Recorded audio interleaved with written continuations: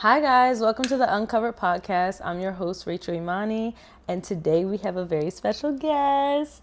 You may remember her from season 1. She was here as a makeup artist, but today she is here as someone who is studying to get her master's in counseling. So please welcome Dr. Kaya. I'm not Dr. Kaya. Not yet. Right. It's coming. Right, Yes. right. No, today we're going to talk about uncovering trauma, but not just in a way of, making excuses for trauma, but I really want to talk to you about how trauma informs our relationships. Mm-hmm. That being relationship with God, relationship with others, our relationship with money.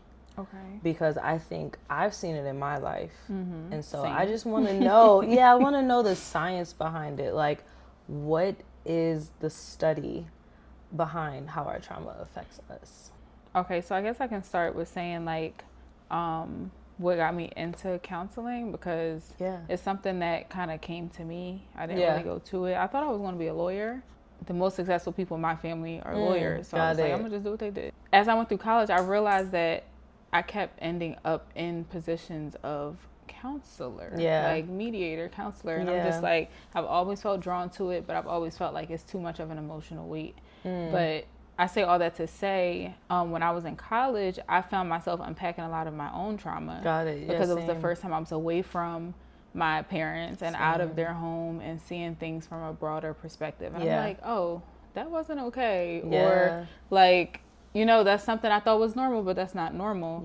As you get to know people and from different walks of life and stuff. Right, so of course. One of the most important things that I learned is that within the first, they say 1,000 days of your life. So like the first 3 years of your life, you form billions to trillions of connections in your brain. Wow. And they kind of form the foundation of how you function for the rest of your life if you don't do the work to unlearn those things. To make a long story short, it informs everything, especially the way that you relate to people and the way that you I guess respond to stress or respond to like different stimuli. Yeah, that makes a lot of sense. And it also just brought up something that I watched one time, and it was talking about attachment styles, and they did it on very young children. Yeah. So it makes sense that all those, kind of messages are formed, those connections are formed early, because when our parents leave the room and then they come back, they said it informs our whole attachment style. Can you tell me like more about that? Because I don't know everything. Yeah, I know what study you're talking about. They kind of studied the attachment style of children. I forgot the age range, but young, like toddler. And everything from the way that your parents' face lights up or doesn't light up when they see their child, it affects you, and it forms like a certain thing in your nervous system of how you expect people to react to you, and the difference between like anxious and avoidant attachment. If you have a parent that's like avoidant of you and really doesn't want to be bothered, then you're going to start to navigate in that way in your relationships. Or if you have a parent that every time they see you, they're like, oh my God, my baby. It's like you're going to expect to be treated that way in your relationships. That's more of a secure attachment. So they have studied that everything from your birthing experience, if you had a traumatic birth, it's traumatic for mom and for baby. Wow. It all connects. And definitely affects you and your relationships moving forward. Yeah, like everything stems from childhood. Everything, literally everything. When you were talking, I was thinking about some of the things that were natural in my household and some things that were not natural.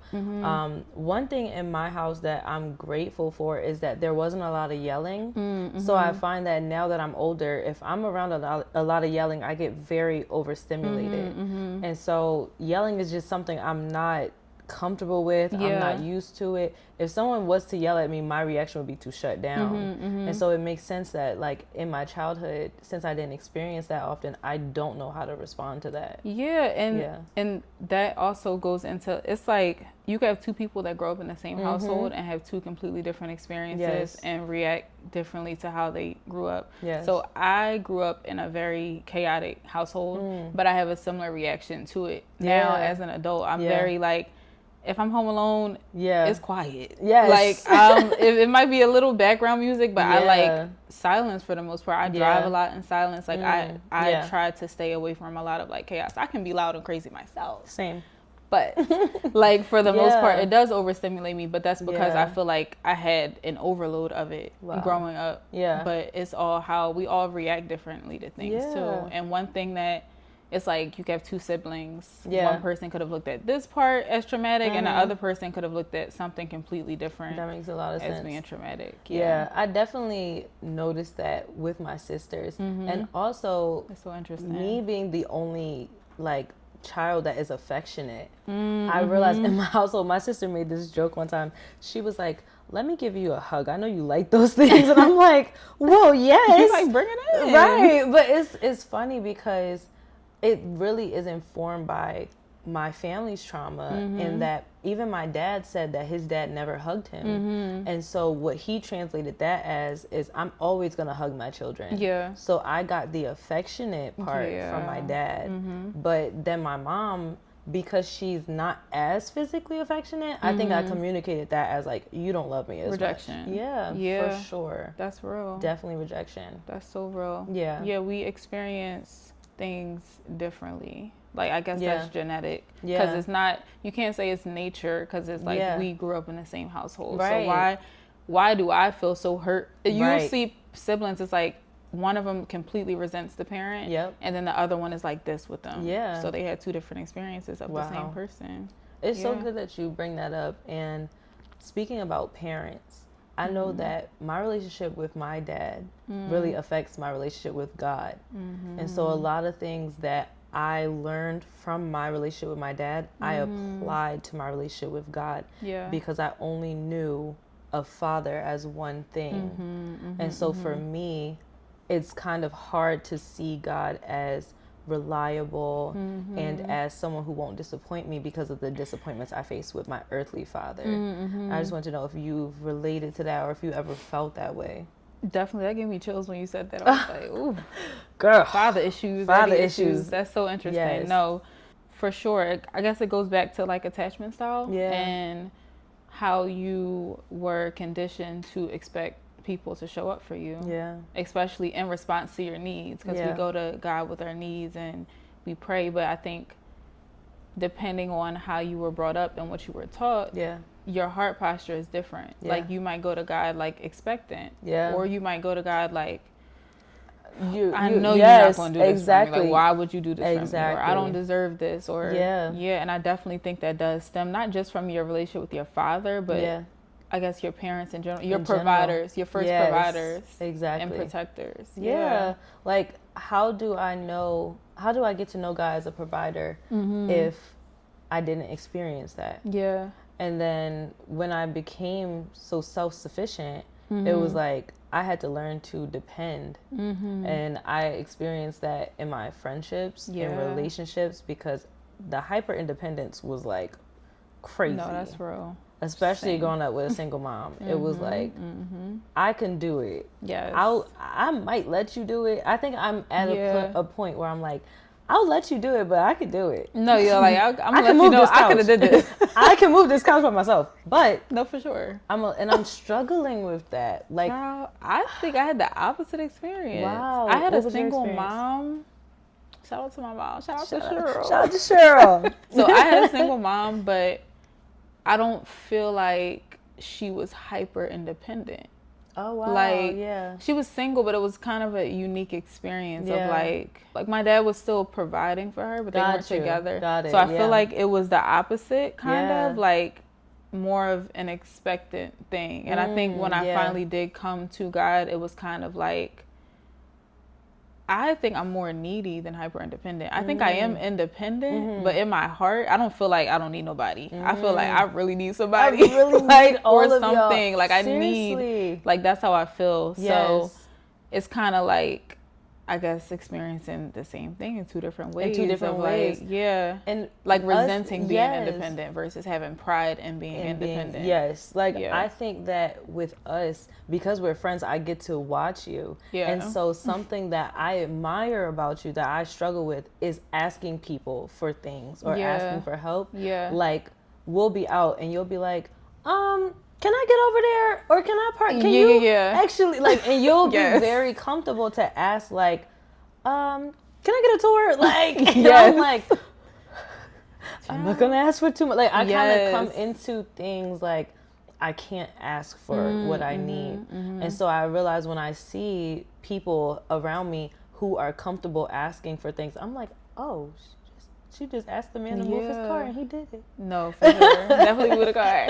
No, but that's funny because I think with you, I think we are comfortable asking for different things. Yeah. Because I'm not comfortable asking for anything like, I guess, emotional. Like my emotional needs. I don't express my emotional needs. And then I just kind of like, I just deal with whatever that feels like. But I feel like with you, I admire that in you. You're able to express very clearly like, I didn't like that, or I need you to do it like this, or like it's not going to work if you do it. Like I admire that. That's also a form of being able to ask for help. And I think that might be even more important than being able to ask somebody to can I park right here? Listen, it's the way you navigate life. I just laugh because I'm just like, yep. I'm thinking of a very particular moment right now. It's so funny. And they did it too. They do it. And there's probably so much that I don't get or that I do by myself, and I secretly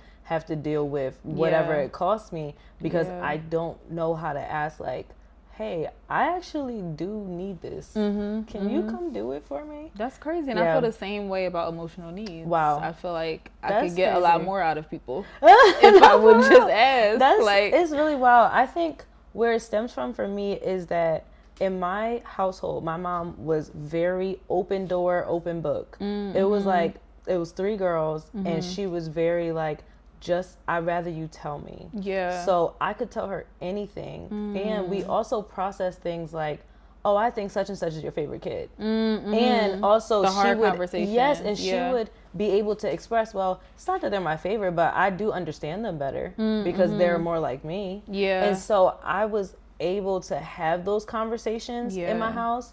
I think it's a little bit easier for me to say, you know, actually, sometimes I don't feel like included like here or something, but it's a way of me trying to actually come to understanding so that we can like work well together. And I also had to learn like I'm very sensitive, and I was like, my family was like, no, literally, we are like sensitive sisters, but I think we're sensitive to the right things. Yes, I think so too. I think so too. And yeah, it can show up differently because I grew up with brothers, and so it wasn't like a open. It was like I would be the only one. If I was to express something, it's just me on an island. They're like, "Girl, get over it." And I was the youngest, so it was like, "This girl always crying." Yes, so I just learned to just stop crying.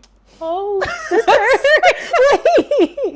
we're gonna have to break them tears out. It's okay. No, I understand. I cry now. No, it definitely like the way that you grow up. It informs you so much. It made me think of how our trauma informs our friendship, and something that came to my mind is that I realized that I was loving people very defensively, and it came from past trauma, past friendship breakups, and I just have been in situations where I felt betrayed or I felt abandoned, and so it kind of taught me over time like you can let people in, but at some point they will start to reject you.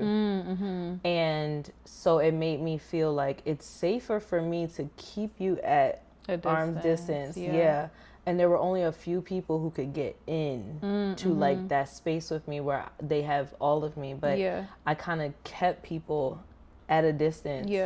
And to them, it might have showed up as I don't want to be friends. But genuinely, it was like, you can't hurt me from all the way over there. Yes. That's so real. I think it's like, it's not necessarily a bad thing to...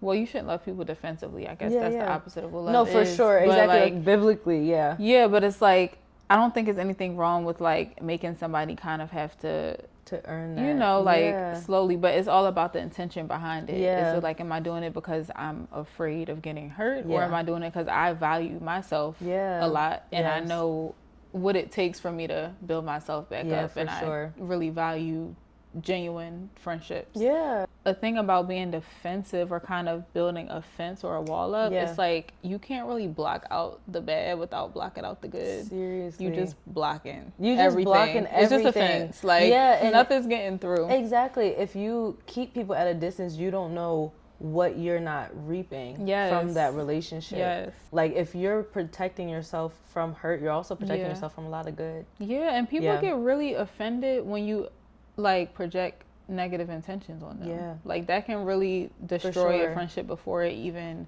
For sure. forms. It's like, Yeah. you keep accusing me of trying to like Yes, about to like keep, I'm not like- trying to hurt you. Yeah. And something that you said to me that actually disarmed me a lot. One day I was talking, I was just venting to you, and you were like, Rachel, I'm not gonna let anybody hurt you. Yeah. And I feel like after that, it was like the veil came down. I was like, oh, like, Yeah. I'm genuinely safe. Yes. And if somebody was to show any ill intent towards me, I know that you would protect me. So it sure. allowed me to just be more open. And I was just like, wow. Oh, Like yeah. it disarmed years of like friendship Aw. trauma, seriously. Love that. A lot of my projection in my relationships was based on fear. And it made me think of this scripture. It's 1 John 4, verse 18. And it says, there is no fear in love, but perfect love drives out fear, because fear has to do with punishment. The one who fears is not made perfect in love. And it just made me think about how if you're loving people, like in quotations, loving people with fear in your heart and Yeah. trying to protect yourself from them is really not love, like you said. Yeah. And that's something that I had to struggle with. Yeah. But now I do feel like I'm getting more authentic relationships because I expect people to hurt me at Yeah. times. I expect that we're going to have conflict, but I'm able to love you more fully Yeah. if I just kind of like trust you. Yeah. Trust that you will hurt me, but also trust that you will protect me. Yes, Yeah. and trust that like God will restore you and that you're Yeah. resilient. It's Yes. like, okay, Yes. you hurt me. I've been through through this that so before, many times. yes. I will be okay. I will Like, be okay, seriously. How do you feel like your trauma informs your relationships? Girl, this could get sticky. Goodness gracious. Okay, so I guess we could just go like mom, dad, male, female relationships. Yeah. So like my mom, we're like getting closer now, but I feel like growing up she was like pretty avoidant. Okay. I think she was depressed, honestly, and like really struggling with a lot of things. Yeah. And kind of it showed up in like she was always asleep and just like to herself. Like Yeah, she really yeah. didn't want to be bothered. Yeah. She did the things like the Yeah. cook, the clean, but it was Yeah. like it wasn't like This. this. Yeah, yeah, like I sitting understand. and talking. Yeah. So I feel like in order to compensate for that, God has brought me the most amazing women like in the world. Like Yeah. my female friends are like the best. Yeah. Like they fill like that cup. Whatever I felt like was Yeah. missing, like Yeah. that's fully replenished tenfold, Yeah. like by my woman friendships. I love that. And it also allows me to show up for my mom and to be Yeah. more understanding and empathetic of her because she's Yes. literally just a girl. Oh my gosh. She's just that a girl. moment, I had that moment with my mom where I was like, oh, you're just navigating life too. That's crazy. As a girl, though. As a like, girl. You're a girl. Like a when woman. and I think when your mom doesn't show you the hurts, the cry. I didn't see my mom cry Yeah. for many, many years. Like throughout our childhood, she kind of kept that away. So I used to want that. Like, how do you feel? Yeah. Like about my dad? Like, tell me. Yes, Like yes, that was yes. your husband. You know, like I wanted her to share that with me, like the tears and the pain. But because she chose not to, it prevented me from seeing her through the lens of empathy. Yes. Yes. So I would just be like, why can't you just be more like this? Yeah. Why can't you just be more affectionate? Why can't you just... But when you actually get to talk and listen to them, you're Yeah. like, oh, Yeah. And I found out my mom's mom wasn't extremely affectionate. She was a provider. Yeah. But she kind of would give her like church hugs. That's what she would share with me, and I'm like, wow. So some of it is just informed. Yeah, learned behavior. Yeah, like I really feel like seeing your mom through the lens of empathy is like game changer. A game changer. Game changer. And it came from like, I feel like as we get older, it's kind of like our parents start to lean on us in certain ways. Yeah. So it's like she became more and more vulnerable to me as I got older. Yeah. And I'm like, wow, like you're just a girl. No, literally. Versus my dad, we were so tight growing up. Same. Like we were so tight. And he was the opposite. He was so open. Like my dad told me everything. Same with my dad. Like probably too much. Too much. Way too much. Yeah, like he told me everything. I should not know these things. And he was all right, I'm gonna leave that. I'm gonna leave that. But like, it's like there's 3 sides of every story. So I was really only hearing his side of the story, and I'm like, Mom, like take it back. I'm like so cool. As a woman, I'm like, whoa. Whoa. You had to get out. You had to run for your life, seriously. sister.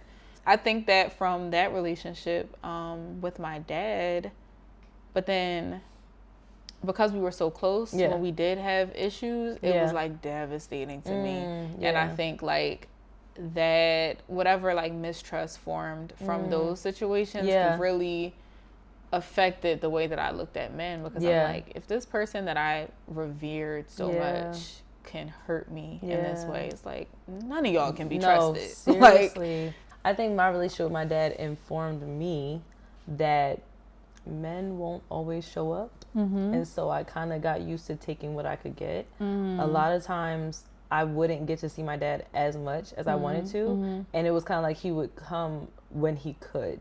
So because of that, it really made me choose men that were a bit emotionally distant. And they kind of just showed up at their own will. Like, that's just how they are. Yeah, because I didn't learn like, no, you should be complimenting me all the time. You should be opening my doors every time. I think I became a little too understanding, which that may sound crazy, but like real.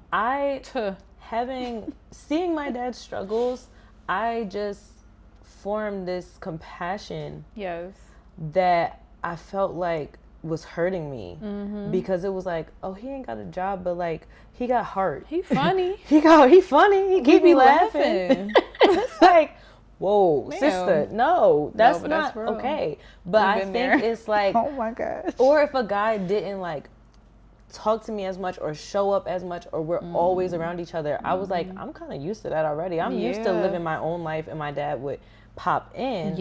So I think I got used to like, you just pop in. Yeah, that's real. I'll see you when I see you. That's real. Yeah. So I think that's what happened. It definitely informed those relationships. It's actually so crazy when you think about it, because in retrospect, you look back and you're like, what? What was I accepting?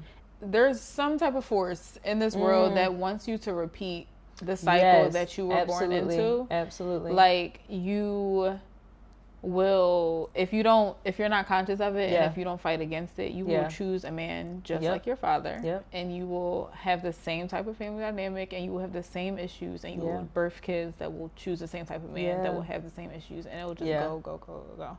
So that too. So a lot of it is not like us consciously choosing wrong, it's just like what we know. Like that's what I was gonna mention, because what I want out of this episode, what I really want people to hear is that your trauma may inform you, but you can also do the work so that it doesn't have to become a cycle. And you don't have to repeat the same behaviors. I think a big part of that is being aware of your trauma, but not using it as an excuse. Yes, 100%. I think that that's really important, because you can't go around life being like, I'm sorry that I'm doing this, but my dad wasn't there. Or I'm sorry that I'm doing this, but I'm scared of rejection. It's like you have to be able to learn that though this feels familiar, it's not the same situation. No. And this person actually means me well. So and just because you have awareness of it it's not an allowance for it. Like, and you'll learn that through life. I think that's what life shows us. I think that's what God shows us. Like there's a scripture that says, rejoice in trials and tribulations because Yes. it leads to endurance and Count it it all leads to joy. strength of character. Yes. So it's like at the end of the day, it's like the goal is to build your character. Yes. It's not to just be like, I got trials and tribulations and this is why I act the way I do. But it's to say, you know what? I did have that, but that taught me to endure, and now I'm compassionate because of that situation. Yes, 100%. Yeah. 100%. So I really Who the appreciate. doctor? Listen, no. I don't know. Listen, you've taught me a lot about myself, and that's why I asked you to come on this episode because you've helped me to see some of my ways and my patterns that just I had gotten used to, but you're like, it don't have to be like that. Like people actually, I think one thing I admire about you is that you're not as quick to see the bad in people, whereas me, I'm like, oh, you trying to hurt me? Okay, I'm getting you out of here. I know Goodbye. what this is. Yeah, exactly. Like I'm gonna beat you to it. That's how real. I can be. That's real. But I love that, and I think that it's a very godly trait to have to thank be able you. to see the good in people. Thank you. And it's not that I'm not insane. It's just I think we're all insane. Yeah, I'm just like slow to attack. Yeah. You know? Yeah. It's like it comes and then I filter and then that's something that's what out, I'm working usually. on is my filter. Like sometimes I feel like my time. filter is dirty. Auntie old, so it's like I've been here. I've been here. I've been doing this. And I think that's what I think that like these type of relationships help you to clean your filter. Yes. Like not everybody's trying to hurt you, that's girl. Beautiful. I love you, sister. I love you more. Thank you so much for coming and chatting with me. Thank you for bringing me. Of course. And guys, I hope you enjoyed that conversation. Make sure you like, comment, and subscribe. And until next time, stay covered. Bye. Oh, yay! Oh my gosh.